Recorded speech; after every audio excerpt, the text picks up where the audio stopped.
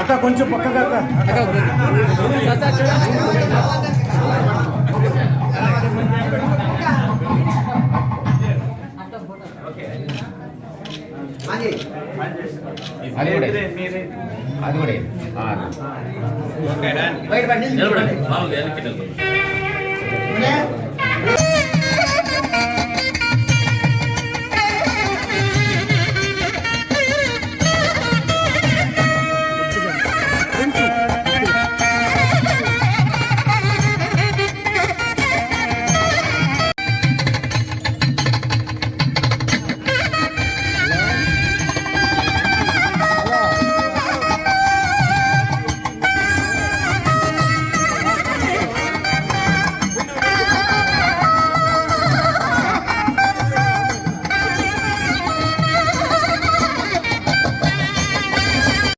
మనందరం ఆదరణ గ్రామానికి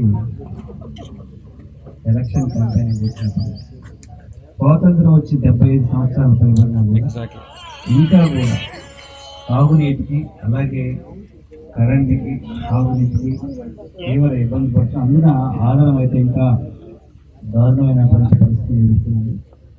అందుకే ఖచ్చితంగా ఆదరానికి సంబంధించి తాగునీటికి కానీ అలాగే సాగునీటికి సంబంధించి ఆలోచన చెప్పింది గేట్లు మరమ్మతు చేయాలి. దానికి సంబంధించి కూడా ఎంతైతుందో చూసి ప్రభుత్వం మీద మనం ఒత్తిడి పెడదాం. ఖచ్చితంగా చేయమన్నారు.